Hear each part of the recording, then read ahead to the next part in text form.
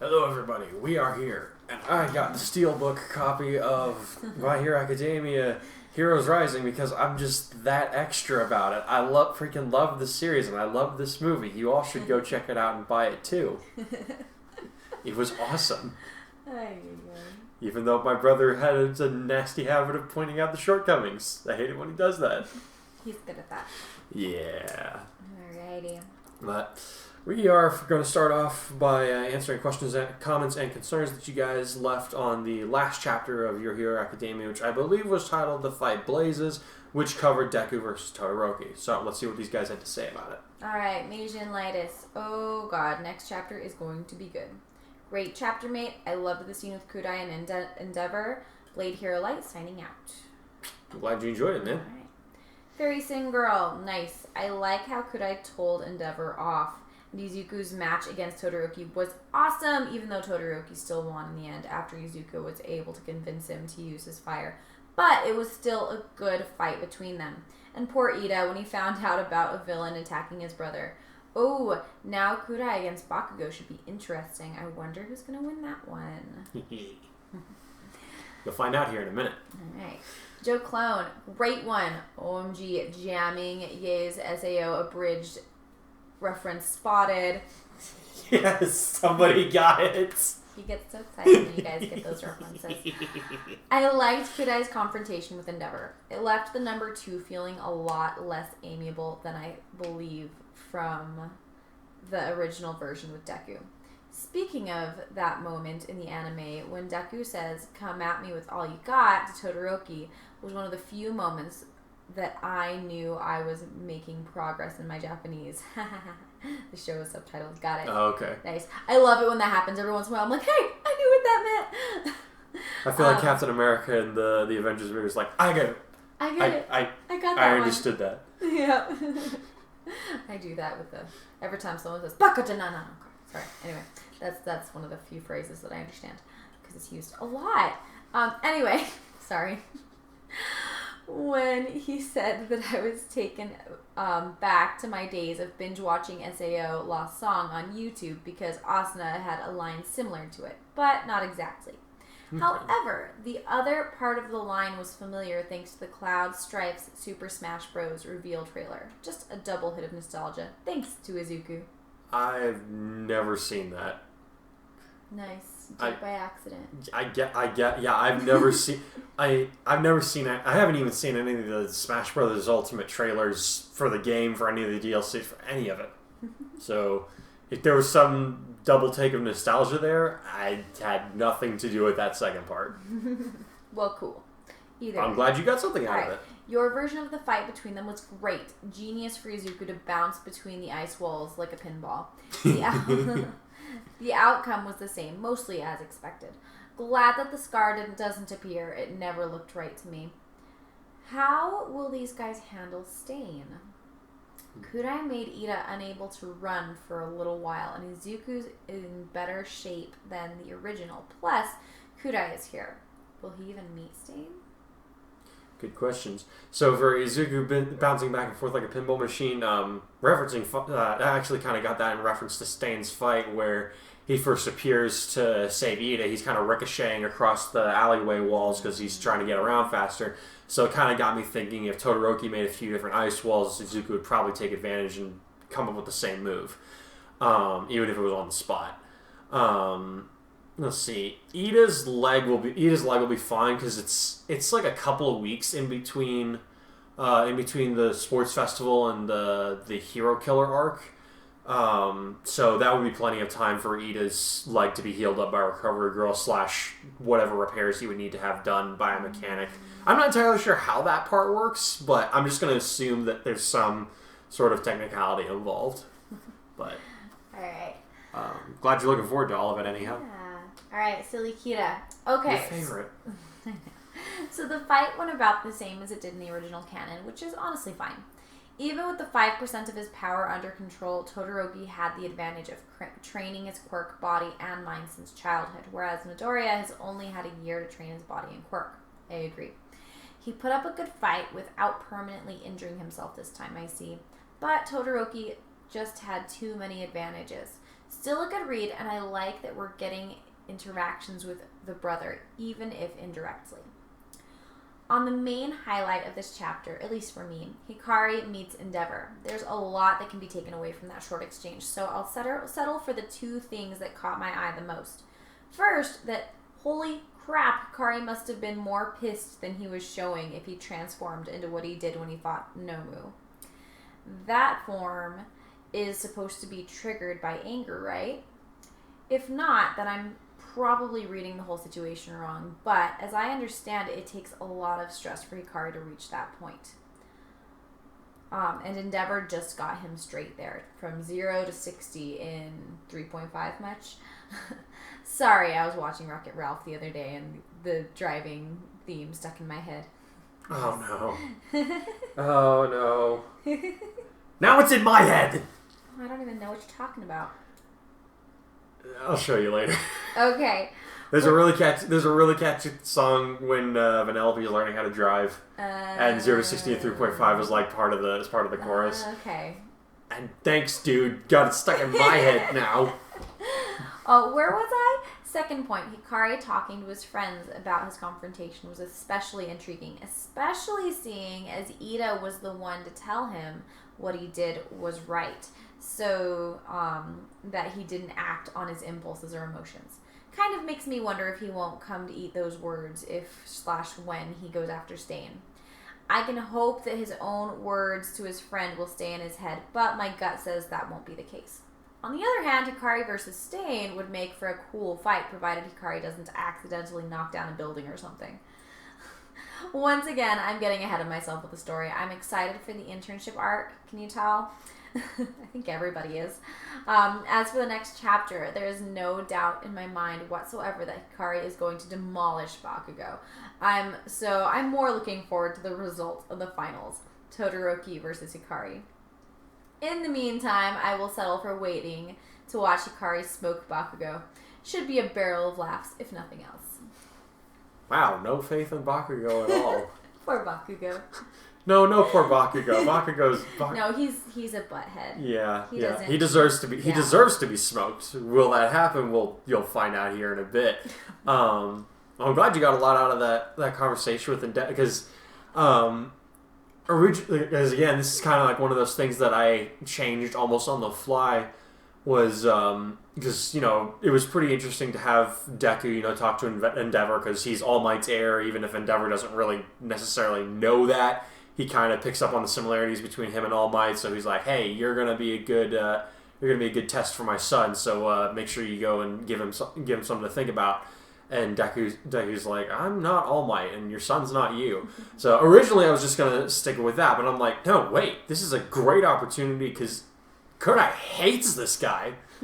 Like, this is probably like it says in it, like, that is legitimately probably the only person in the hero world, probably the only person period that Kurai like hates. Yeah, I'm actually really glad that it went over as well as it did with everyone, because for me, I actually was against that, because I felt like his conversation, Deku's conversation with Endeavor, really informed the way he handled Todoroki in the fight. But you kind of brought me around to agreeing that yes, knowing Midoriya, he's pretty intuitive when it comes to other and Todoroki already told him about his past and everything. That's true. So yeah, I think that was the main point, main drive behind Deku trying to talk Todoroki into using his firepower. I'm sure, and I think, knowing Deku, he probably would have had a similar conversation with him anyway. Yeah. But for me, I feel like it just kind of, I don't know, it added a lot of impact. But again, we have some character development happening with Kurai too, so that's Kurai's character development is what I'm more focused on, as opposed to the other characters. Mm-hmm. Yeah. And it went over because it seems like everyone's like, yes, he chewed out Endeavor, he deserves it. Which, yeah. A couple of you have mentioned Deku not getting permanently injured. Now, this will be I guess I didn't clarify it enough, but so he only broke his bones once in a match, so that can be healed to the degree where it's like he won't have any permanent damage. But Instead of on his right hand, I don't know if you guys caught this or not, his left hand got sliced up really bad because he punched the ice and caused it to explode. Got all these ice shards all up in his hand. That messed him up. Healed enough that he'll definitely have scars. We'll have to wait and see if the tendons got damaged or anything.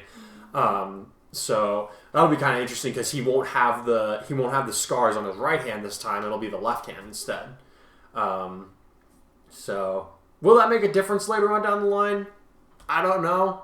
We'll have to see. Maybe he'll stick to being more of a righty, or maybe he'll stick to using his fists more than his feet later on down the line because like this is one of the first times where he like in the original show he like permanently damaged his arm. Like Recovery Girl was like, if you keep doing this, you're just gonna annihilate your fingers. I'm not gonna heal this anymore. And his hand's crooked, so he can't like straighten his fingers out all the way anymore. So there's already that, and then later on he goes to fight against Muscular and just basically almost blows his arm clean off and messes it up even more. But who knows if he gets to that fight? Maybe it'll be someone else because of the way things are changing. But if he gets to that fight and he does do that, maybe it won't mess him up so bad. So we're kind of starting to see these little changes that have been happening since the beginning. They're starting to accumulate here, and they're just going to keep getting bigger and bigger and bigger as time goes on. So I'm glad that those of you that are still here have stuck it out because I'm interested to see what you guys make of the more major changes that are going to start coming along. All these little details. Yes. Yes. Did I miss anything? I don't think so. Okay. Well, I'm going to let you guys move on to the audio chapter that I prepared for you guys, and then after that, we will be back to talk about the behind the scenes. Be right back. The fight explodes. It was with a somber face that Kurai walked into the nurse's office, where Recovery Girl was finishing up her treatment of Midoriya, while Uraraka and Mina looked on passively. Izuku himself looked a little worn out, but otherwise healthy as he turned to see his friend with a smile. "Hey, Kurai, how..." He paused as he saw the look of sorrow on the other boy's face before asking, "Is everything okay?" "No, it's not," he said heavily as he gave the teacher a short bow as a way of greeting. "Pardon the intrusion, ma'am." Turning back to his friend, he elaborated, "Ida just got a call from his family. Ingenium was attacked by a villain and was wounded. Bad." There were various exclamations of disbelief from his friends, and even Recovery Girl looked startled, so he held up his hands for silence before continuing. "I don't know any more than that. Ida's headed to the hospital to be with his family, but he did tell me to wish you a speedy recovery, Midoriya." "I'll call him up later to see how he's doing." The green-haired boy nodded seriously. Holding up his bandaged hand, he said, "The damage wasn't as bad as I initially thought." "He'll have some scars, but there's no permanent damage done to his muscles or tendons," the aged heroine informed Kurai. Scowling at her patient, she added, "Though through no skill of his. He got lucky, plain and simple. And from now on, I better not see you risk your well-being in such an irresponsible manner, young man. If you get injured because of your own carelessness again, I won't heal it." While Uraraka and Mina started to protest, Recovery Girl smacked them on the head with her cane, interrupting them both. "I know that his quirk is difficult to control, but his temperament is the real enemy here," she said sternly. "If he continues to take such risks, there is the chance that he could irreparably harm himself, or worse, be killed by his own carelessness." Fixing her sharp gaze on Midoriya, who had yet to voice a protest, she added, "I know that being a hero involves risks, but never should you ignore the potential consequences that can be avoided, even if it is difficult. Am I clear, young man?" "Yes, ma'am." He nodded as he looked down at his bandaged arm. Nodding sharply, the old woman said, "Let the scars on your hand be a reminder. Now go on, all of you. I need to be ready for the next person that comes in." "You sound certain that someone will be coming in," Uraraka said as she winced while rubbing her tender head where Recovery Girl had smacked her. Looking balefully at Kurai, the teacher said, "He's fighting Bakugo next. I get the feeling we'll be lucky if they don't kill each other." Since the stadium was still under repairs due to the vast destruction that Midoriya and Todoroki had wreaked upon it, Kurai and his friends took the time to grab some drinks before the fight could get underway. At Kurai's insistence, they joined him in the prep room assigned to him, where they could speak in relative peace and quiet. "Aren't you feeling nervous at all?" Mina asked him worriedly. "I know I am. I'm more worried that I'll get carried away and really end up hurting him than anything." Kurai replied evenly as he stared down at the half-empty apple juice he had chosen to drink. "I know he's skilled and all, but he has a weakness that's almost too easy to exploit." "Kachan does have a temper, sure, but he didn't get second place in the entrance exam's combat assessment for nothing," Midoriya reminded him. "His reflexes are insane, and he adapts quickly when he's backed into a corner." "He might have come in second, but I was the one that came in first, remember?" Kurai replied. And that was before you helped me get a better handle on my transformation. Are you going to use that power on him? Uraraka asked, appearing a bit concerned. The last time you used it, it was against that Nomu thing, and it didn't end well for either parties involved. Kurai shrugged at that. Like I said, I've got a better handle on the power now, and honestly, I doubt I'll even need to use it against him, he told her. All this aside, I know how to turn Bakugo's power against him, too. Wait, you can? Mina asked curiously. How does that work? Bakugo made the mistake of telling Midoriya exactly how his quirk works, Kurai recounted, causing Izuku's eyes to light up with recognition. His palms secrete something like nitroglycerin, which he can then ignite on command, producing the explosions we're all familiar with, remember? I accidentally figured out how to prematurely trigger those explosions during the obstacle course, which will really throw him off when I fight him, since I'm pretty sure he doesn't know that I can do that. Wow, you've planned this out almost as thoroughly as Deku, Uraraka said, impressed. Maybe his habits are rubbing off on me. Kurai chuckled in a hollow tone. That doesn't sound like you've taken your own weaknesses into account, though, Midoriya pointed out. What if he managed to draw the fight out long enough to trigger an episode? He's not stupid, and your weakness is known to pretty much everyone in the class because of what happened during our first day and the USJ incident. Kurai nodded, acknowledging his classmate's concern. It is true that the longer the fight goes on, the more likely that he is to win. However, his quirk must have a physical limit, too. I'd be willing to bet that he won't want a drawn-out fight either. Haven't you noticed that in every fight he's been in, he tends to go for the quick win via overwhelming power? Yeah, because he can make blasts big enough to level a house, Mina muttered sourly, still apparently fearing for her boyfriend's safety. True, but that suggests to me that he doesn't like endurance contests, Kurai told her. Akudui shares my sentiments, and while he's not as smart as he was an hour ago, his observational skills are still a lot more astute than ours right now. Well, I suppose you'd have the most reliable opinion since he's been able to view everything from a neutral viewpoint. Midoriya nodded, though he still appeared troubled by the others. Even so, don't underestimate Kachan. I won't, Kurai promised them. Putting a half-grin on his face, he asked, Seriously, do you guys have that little faith in me? Truth be known, his apparent confidence was a mask.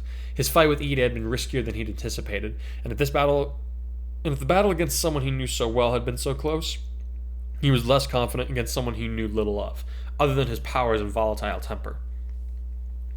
Then again, one might argue that because he knew Ida so well, the same was true in reverse, which could have been the case for the close call. It was difficult to say for certain, but he knew that nothing was set in stone until it was in the past. For now, it was all he could do to keep his tension at bay as best he could, and trust that his own powers and training would see him to victory. He noticed that Mina was refraining from being physically as affectionate as she normally was, for which he was grateful. He didn't know she was doing it because she knew it would set him on edge out of reflex, or if it was just due to the presence of their other friends, but either way, he was able to relax just a little more. He was drawn out of those thoughts when Midoriya answered his inquiry about their confidence in him when he said, We know you're strong, Hikari, but nothing's for sure. Even so, we're going to be cheering you from the sidelines, Uraraka said as she gave him a thumbs up. He was about to reply when he heard the bell announcing that it was time for him to head out. Standing up from the seat he had taken, he grinned at them all and said, I'll be sure to give him one for each of you. Yeah, Mina said with a forced smile. Kick his teeth in! Well, maybe just do your best, yeah? Midoriya laughed nervously. Of course. Kurai chuckled as he opened up the door to leave. See you guys after the match. The crowd was reaching an almost frenzied state when the two competitors emerged under President Mike's announcement. These two classmates rock harder than most, even at UA High! He screamed, stirring up the crowd even further. Katsuki Bakugo ranked second in the entrance exam's combat test, and he survived a battle with actual villains. But on the other hand, we've got Kurai Hikari, who broke the record for the most points scored in the battle exam and went head-to-head with a villain that gave even All Might trouble. So who's gonna win and head to the finals? I can't wait to find out! You're overdoing it, Aizawa muttered as the two students stepped out of the bounds onto the combat field. Kurai had to agree with a slight grimace. It was clear from Bakugo's enraged expression that he did not like being described as second fiddle. At least that gives me a head start on pissing him off, he thought as he settled into a combat stance. Here's to hoping he doesn't die of an aneurysm before we finish things. Hey, Saiyaman! The blonde student shouted while President Mike and their homeroom teacher began to argue, slightly startling Kurai.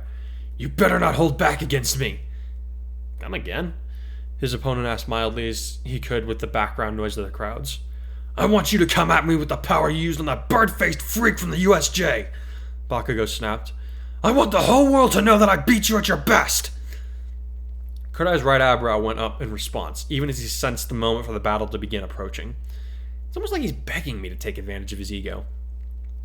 He thought as he drew in a breath to reply. I seriously doubt you'd be worth the effort it takes to maintain that level of strength. He told his enemy in as bored a tone as he could muster, despite his already racing pulse. What the hell did you say? Bakugo snarled viciously, his eyes blazing with hatred. You think I'm not worthy of your full power? Kurai wasn't certain yet that he wouldn't need the power up, but he pushed that concern aside for now. His goal was to infuriate the other boy so much that he wouldn't be able to think straight. And I know his biggest trigger. He thought his present might gave them the go signal.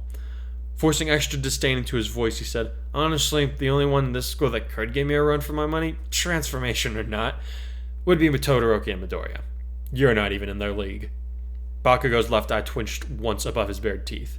And that was the only warning that Kurai had before his opponent was upon him, a fiery smoke cloud left in the wake of a monstrous explosion that had propelled him across the arena in less than a second. Don't ever compare me to that nerd, you cocky bastard! Bakugo roared, his right hand coming back up for a blazing right hook. Kurai reacted faster than conscious thought, reinforcing his body with as much power as he dared while meeting Bakugo's open palm with a fist preceded by twin sparks of energon that ignited on impact, triggering a brilliant explosion a second before Bakugo had meant it to occur. The unexpected impact meant that Bakugo didn't have time to properly brace himself for it, while Kurai had already prepared his body to withstand the blast. Even so, Kurai was nearly thrown off balance while his enemy was sent reeling from the force of his own power. Both boys recovered quickly, but Kurai was slightly faster, having mentally prepared for this outcome. Leaping forward at a speed that rivaled Midoriya's full cowling, he lashed out with a kick that just missed striking Bakugo's shoulder, but still gave him a shallow cut on the cheek from the force of the glancing blow. Kurai slid past him and unleashed an energy bolt, not giving his opponent any time to breathe, much less come up with a counterattack strategy. Then again, Bakugo was a largely instinctive fighter. He used an explosion to propel himself upwards, then used another to come at his opponent from above, allowing gravity to add to his already considerable momentum. Kurai hit the ground to brace himself and kicked upward, this time connecting a solid blow with Bakugo's stomach that sent him flying back, cursing and coughing violently. Springing lightly to his feet, he thought, can't give him a chance to cool down and start thinking rationally. If he formulates a strategy, his natural disposition for combat might just be enough to get past my defenses. That in mind, he taunted his opponent again, saying, Sheesh, with a name like that, it's a wonder you ever hit anything. I don't get why Midoriya is so intimidated by you. Give me 5 seconds and you'll see! The explosive student seethed, springing right back to the fight, much to Kurai's satisfaction. Just as planned. Wow, he's really working Kachan up. Midoriya muttered as he and the others watched from above, scribbling in his notebook all the while. I didn't think he had it in him to do that mean. He's a lot smarter than he lets on sometimes.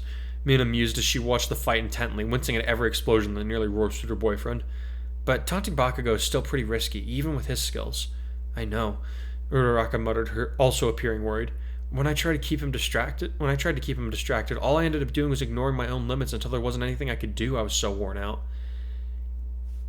Yeah, but Hikari's a lot more gas in the tank than you do when it comes to fighting, Asui pointed out bluntly from where she sat behind them. Bakugo is pretty scary, but you gotta remember that Hikari keeps his emotions hidden a lot of the time. I get the feeling he can be as nasty as he needs to be given the right circumstances. You and that damn nerd are gonna learn your place! Bakugo screamed as he flew past Kurai in an attempt to blast him out of the stadium, only to be thwarted again by his classmates' reflexes. You're nothing but a bunch of extras that are gonna be in my way!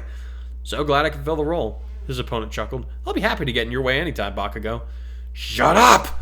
The explosive student seethed. You think that just because you've got that damn nerd and raccoon eyes as your cheerleaders, you can beat me? Don't be stupid! You shouldn't have did that, Kurai replied with a calm that he did not feel. His plan was proceeding as he had desired. Bakugo was working himself into a frenzy, attacking aimlessly at every opening he got. The obvious drawback was the more worked up he got, the more powerful the explosions were, and the greater chances that Kurai would make a mistake that got him seriously injured. However, Bakugo had made slanders against someone that Kurai cared about very much, and he would not stand for it. That in mind, he threw all caution to the wind and asked, By the way, how's it feel to play second fiddle to Todoroki? Because turns out he can make even bigger explosions than... Bakugo's enraged scream was so loud that it actually rivaled the thunderous sounds produced by his quirk. This was all that Kurai needed to hear to know that he had pushed his opponent far enough to commit them to an all-out frontal attack born of an animal fury. No strategy, no cohesive thought whatsoever. Bakugo shot up high into the air, leveling with some of the lower seats in the stadium before he began to surround himself with a powerful blast that sent him hurtling at his enemy. Spinning like a top to build up even more heat and momentum as he transformed himself into a human missile, aimed to blow Kurai out of bounds with vicious force. Howitzer! Impact! Kurai stood still as if transfixed by the angry boy's attack before he did something very simple. He ducked and leaped forward with the assistance of Energon just under Bakugo's attack line at the last possible second of escape. As his opponent unleashed a massive blast to counter his own velocity and prevent himself from flying out of bounds, Kurai sprang up and spun on his heels with his hands coming to rest by his ribcage, yellow light pooling between them to grow into an orb the size of his clenched fist. Bakugo spun around as soon as he landed on his own feet, breathing heavily and his hands smoking and shaking. His eyes went wide as the orb Kurai was creating grew a few more inches in diameter, and the boy himself shouted, "Kamehameha!" On instinct, Bakugo flung himself into the air with another explosion, only to give a grunt of pain as he started to curl into a ball midair, his arms screaming in protest at the overuse of his quirk. Only then did he notice that Kurai hadn't actually used his attack, merely used the name as a way to trick him into attempting an escape. Even worse, he was now virtually helpless in the air, his quirk having been forced past its limits. He saw the smug grin on Kurai's face, followed by the words, "Who's the Deku now?" Then the light struck him, obliterating all conscious thought and sending him flying out of bounds to smash into one of the walls. Kurai lowered his arms when he saw his opponent fall to the grass, letting out a huge sigh of relief when Bakugo stayed down. He knew that he'd probably just made a permanent enemy of the blonde boy, but the prospect no longer caused any apprehension. I was able to beat him without transforming, he thought as he listened to Midnight declare him the winner, and the cheers of the crowd complimented the fact. His head was killing him, but at least he wasn't bleeding and in danger of needing another brain operation. Have improved, he thought with a satisfied smile. He looked up, first to where his family sat, where he could see them clapping and smiling down at him with great approval. Then he turned to see his classmates, most of them also grinning and cheering for his success, with the exception of Kirishima, who merely nodded firmly as he leaned back in his seat with the folded arms. It made sense, he supposed. Out of all the people in their class, he was the only one that might have called Bakugo a friend, so it stood to reason that he would have been disappointed at the other boy's loss. Here's to hoping he doesn't dislike me now, Kurai thought as he walked off the field while waving toward the crowds as casually as he could force himself to. The thought bothered him a great deal more than he thought it would. Then again, Kirishima was one of Mina's older friends, and a likable guy himself. It made sense that he wouldn't want the redhead as an enemy. It'd probably be best if I make sure we're cool sooner rather than later, he decided, resolving to talk to the other boy alone as soon as possible. He ran into Todoroki on the way to the class's seating area, quite by accident. The two of them froze in place as their eyes met from across the hallway, but only for a second. Each one saw surprise in the other. Then they set their shoulders and kept walking toward each other at a steady pace, though the heterochromic boy now kept his eyes downcast. Todoroki looked troubled, Kurai thought as he drew nearer to his classmate. Before he could stop himself, he halted in place a few feet away from his soon-to-be opponent and asked, "Are you doing okay, Todoroki?" The half-and-half young man stopped and raised his eyes to look directly at Kurai with a strange, almost hollow look. "Midoriya," he said simply, startling his classmate. "What about him?" Kurai had to ask when it seemed that Todoroki was not about to be forthcoming with his words. "You're friends with him, right?" Todoroki asked, his expression unreadable as he gazed down at his left hand. "Yeah, I'd say so." Kurai nodded, cocking his head curiously. "It's kind of hard not to be friends with the guy." "Is he always so helpful?" the other boy asked blankly. Kurai raised an eyebrow before he replied, "I mean, it depends on what you need help with. But overall, yeah, I'd say he's a very helpful guy. He's helped me to understand my powers better than before, for example." "I know the feeling," Todoroki murmured as he lowered his hand and looked at Kurai again. "You're lucky to have a friend like him, Hikari. Not to mention a family that supports you." Kurai's brow knitted together as he sensed there was more to that last statement than a cursory glance would show. "Let me guess," he started, not completely aware of the fact that the after effects of his quirk might have been affecting his normally reticent behavior. "Endeavor's not exactly Father of the Year material, is he?" "No," Todoroki said tightly as his gaze sharpened with traces of anger. "What would you know about it?" "He was responsible for my uncle's death." Kurai shot back as his own eyebrows clenched. "Clearly you have issues with the guy, but trust me when I say I get it.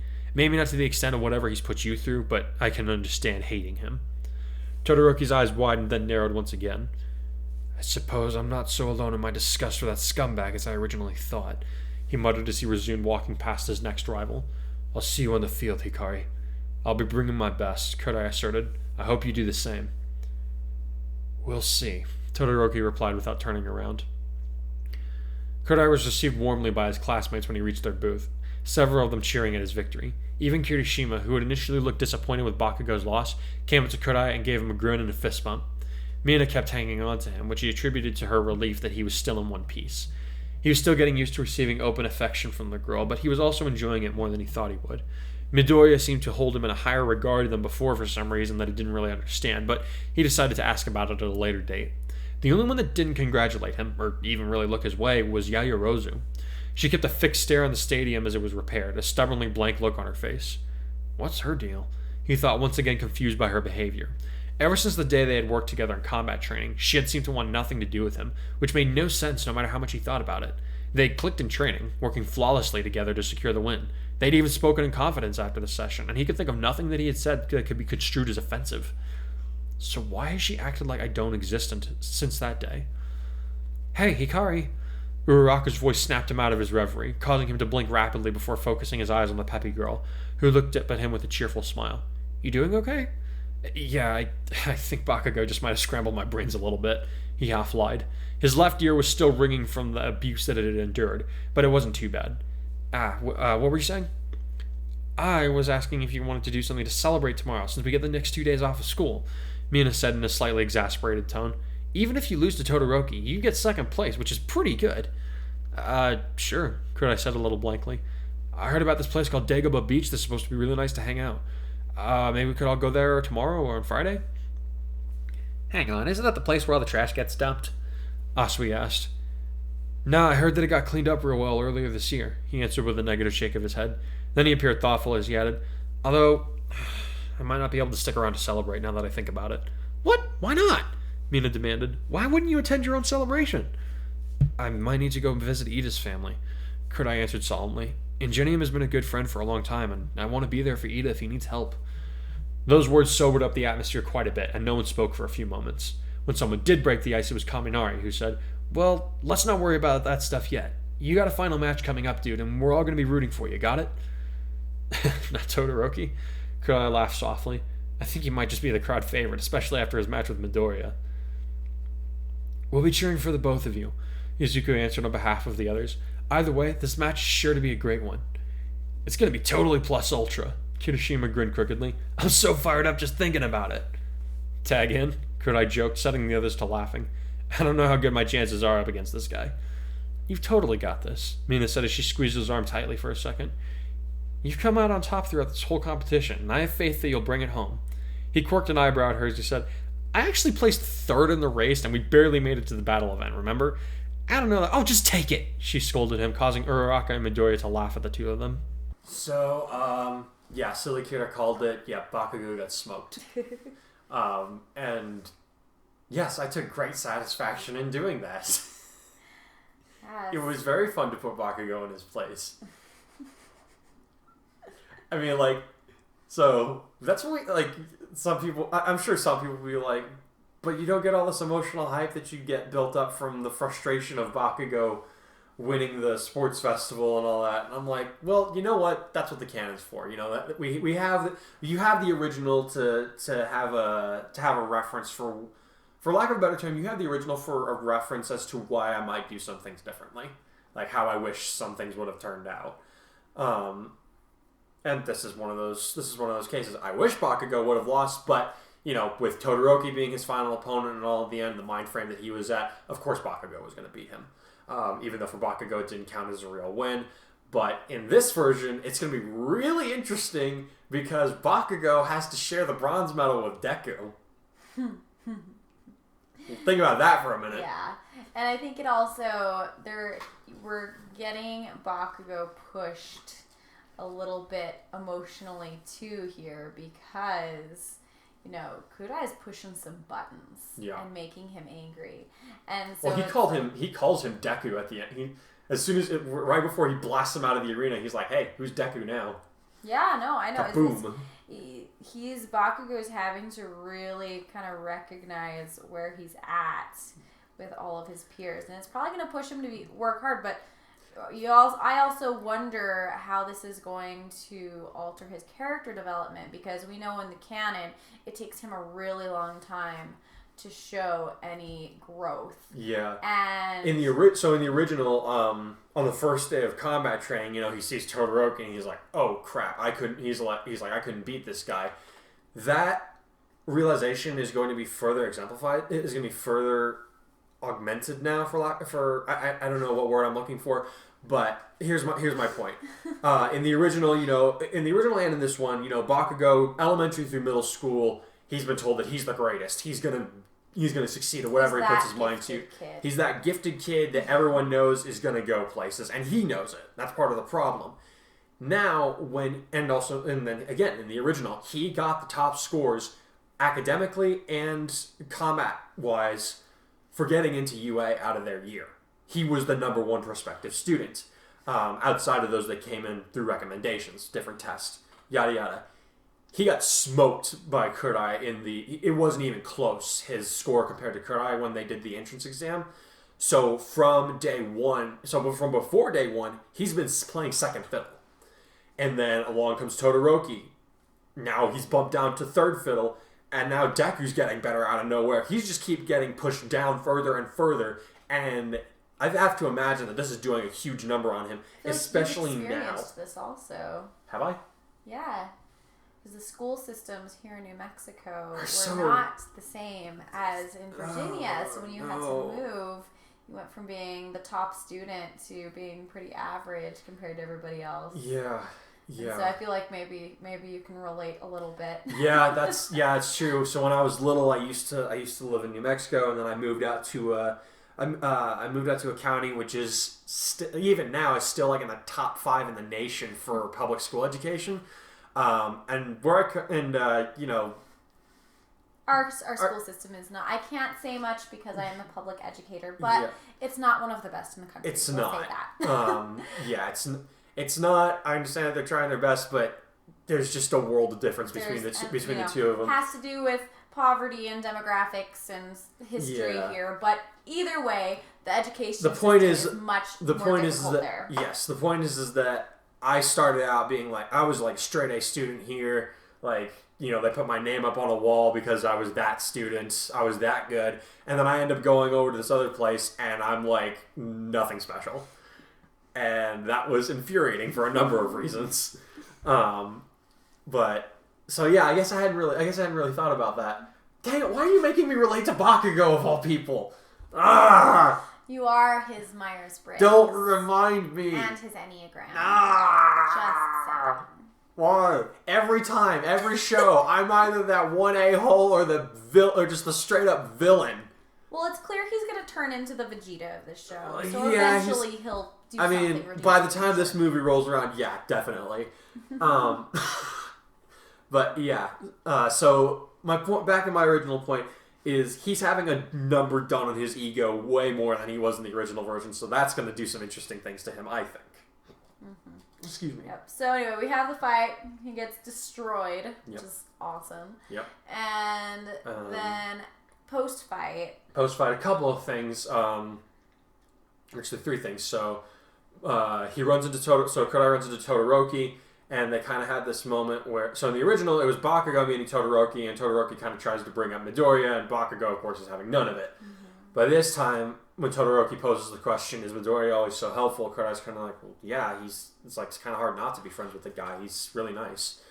And then they kind of start having this, like... I don't want to call it a bonding moment necessarily, but they kind of both talk about how, like, wait, you hate Endeavor? Yeah, I do too. We're still going to fight really hard in the next round? Yeah, of course we're going to fight really hard in the next round. That's totally a bro bonding moment. I guess it is. Yeah. Who am I kidding? It definitely is. We'll see how the fight with Todoroki and Kurai goes. We'll see how that affects their relationship going forward. Maybe they'll become buddies after it. Maybe one of them will walk away feeling less than amiable. Let's see, and then the other thing was... We had our kind of social interactions happening. Yeah, there were 2 things that came out of about Kirishima. Yeah, but Kirishima and him, they're cool.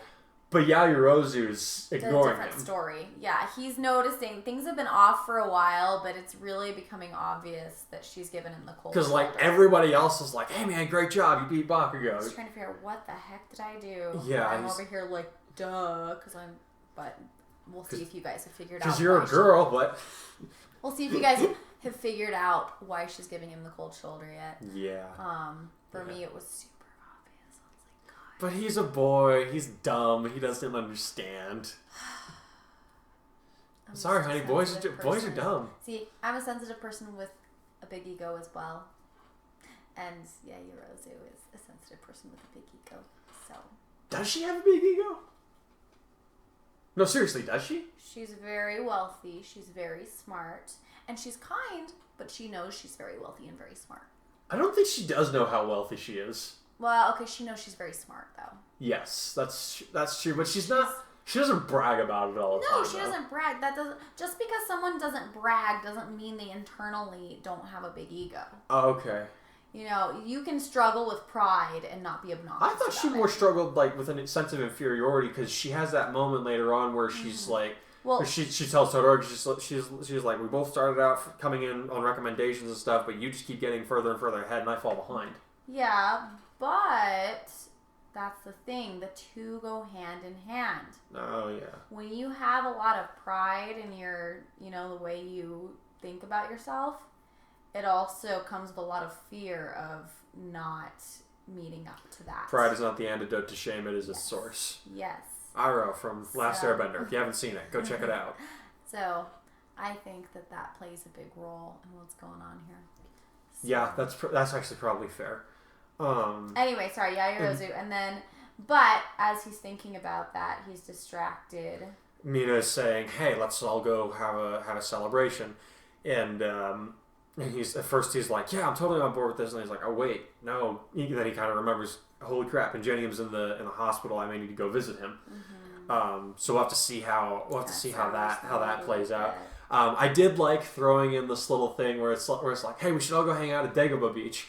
And and Asu's like, wait, isn't that where everybody dumps their trash? And Kurai's kind of like, actually got cleaned up. It got cleaned up really well earlier this year. I don't know what happened with that. Gotta love the dramatic irony. And Deku's just kind of off to the side, just going like, oh, that's pretty cool. I don't know how that could have possibly happened. I just thought that was something fun to throw in. It wasn't necessarily anything important. So, are we going to get a sad hospital episode, or are we going to get the beach episode? Who knows? I mean, it's based on an anime. So both, maybe. I don't know. I mean, I feel like for whatever stupid reason, every anime has to have a beach episode. They also have to have a sad hospital episode. But you know what? We already kind of had the sad hospital episode. True. You know, Kurai kind of almost bit it there. But it's My Hero, so I feel like we're going to have quite a few of those. Yeah, there's going to be a lot of hospital visits. Unfortunately. Yeah. For these characters. Yeah. Yeah. And I mean, again, we all know how the story ends. That's going to be a very sad hospital visit. Don't make me cry.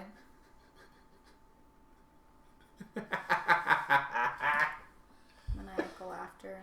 You guys let him do this to you. Anyway, there was one more thing we wanted to share with you guys. Oh, yes. So, we have actually settled in on buying a house, and we're trying to make a little bit of extra money.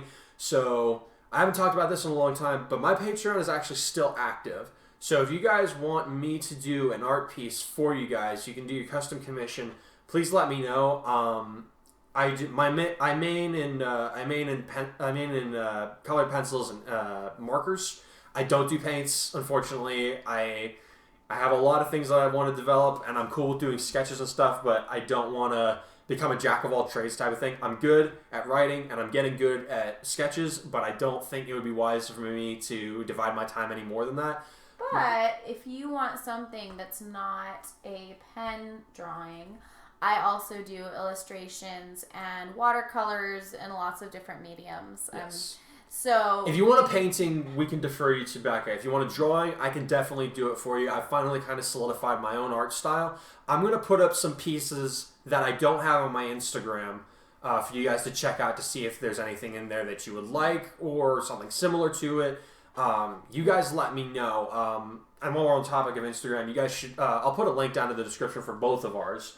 You can kind of see the stuff that I've already done, as well as hers. She's done a couple of commissions before, and the people that did get... Okay.